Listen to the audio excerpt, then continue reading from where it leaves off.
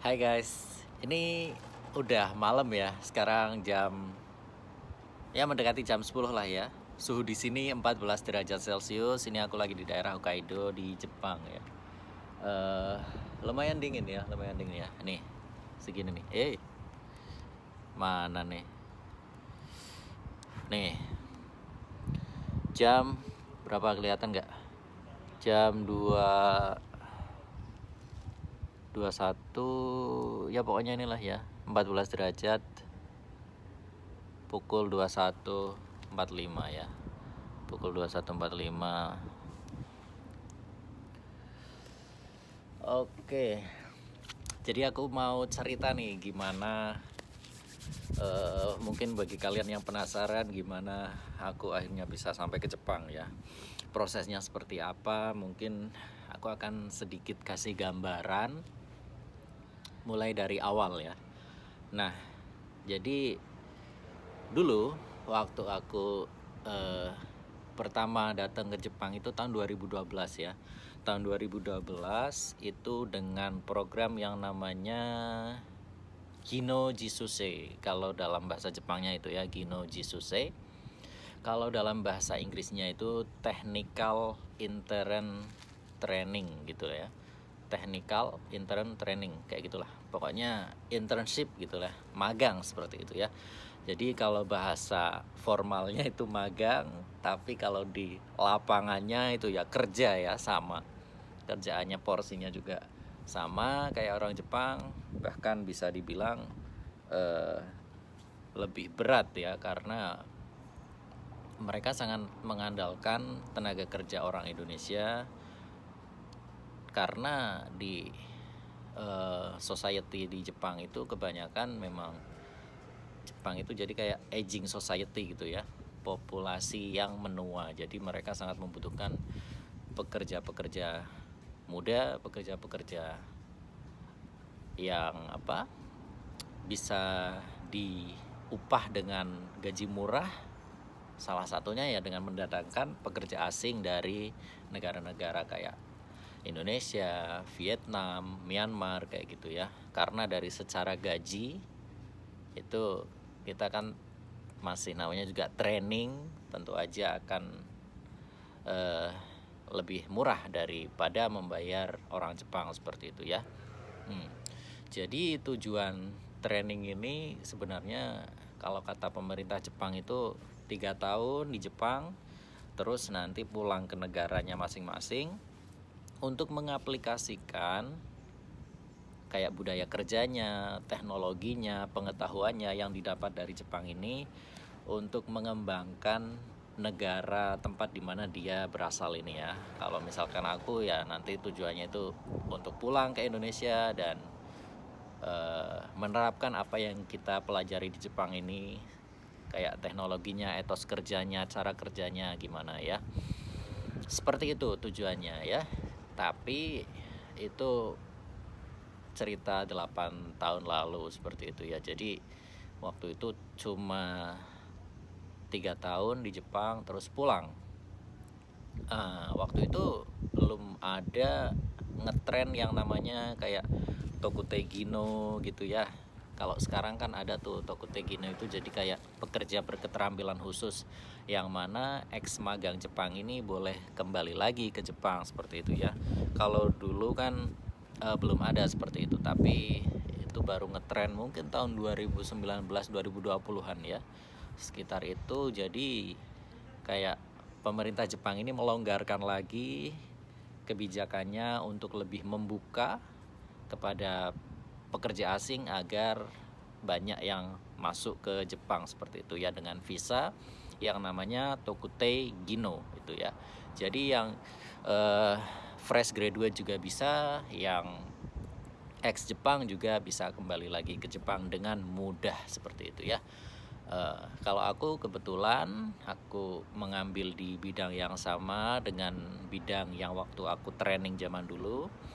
Tapi kalau misalkan kalian mau ambil yang bidang berbeda, misalkan kalian kuliahnya atau sekolahnya jurusan otomotif, nah terus misalkan kalian mau pergi ke Jepang, berkarir di Jepang itu pakai visa Tokutegino ya, visa pekerja berketerampilan khusus itu, tapi bidangnya bukan otomotif nih, pertanian misalkan. Bisa aja seperti itu ya. Syaratnya itu dua, kalian harus punya sertifikat bahasa dan sertifikat pekerja berketerampilan khusus di bidang pertanian itu ya. Caranya gimana? Itu teknis ya, nanti mungkin kalau aku sempat atau ada yang request buat jelasin cara-cara ikut sertifikat ujian itu gimana, nanti boleh silahkan di komen aja, nanti aku bikin satu segmen video khusus untuk bahas itu ya. Ya pokoknya intinya seperti itulah ya. Jadi Jepang ini kekurangan tenaga kerja dan akhirnya membuka keran, melonggarkan kebijakannya untuk bisa mendatangkan kembali ex pekerja Jepang yang dulu udah pulang, dipanggil kembali seperti itu ya. Oke, jadi itu. Jadi kesempatan itu sekarang terbuka banget untuk kalian yang pengen pergi ke Jepang. Tidak terbatas umur, karena umur 30 pun masih bisa, umur 30 ke atas pun masih bisa. Tapi kembali lagi ke peraturan perusahaannya masing-masing ya. Ada yang masih berpatokan sama umur, ada yang umur berapapun asalkan di bawah 40 juga masih bisa, boleh join gitu ya. Ada yang seperti itu, tapi ya nggak menutup kemungkinan ada lowongan-lowongan lain untuk yang di bawah 30 tahun ke atas, itu mungkin ada ya. Oke, seperti itu. Jadi itu secara singkatnya, gambaran secara singkatnya aku pergi ke Jepang itu gimana.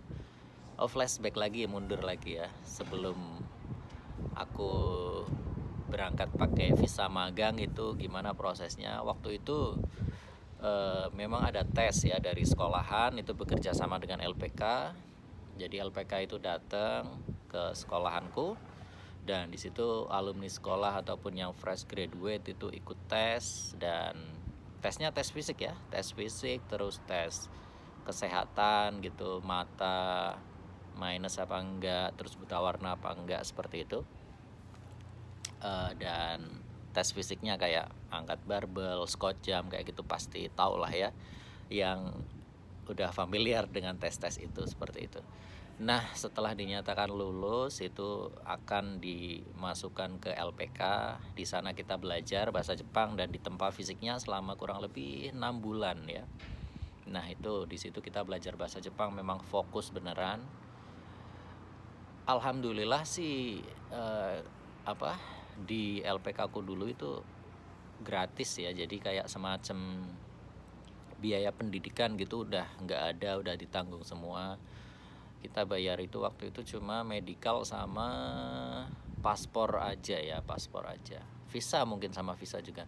Jadi untuk biaya keberangkatan dan biaya makan di LPK udah disediain semua, sabun, alat mandi gitu ya. Pokoknya kita tinggal belajar aja ya. Buku juga dikasih, ada bukunya, seperti itu. Jadi ya lumayan nggak terlalu memberatkan kalau di LPK aku dulu itu. Ya seperti itu, akhirnya setelah 6 bulan selesai dan dinyatakan untuk siap berangkat, sehat semuanya, medikalnya juga baik ya, medical check up-nya juga baik, dan akhirnya berangkat ke Jepang.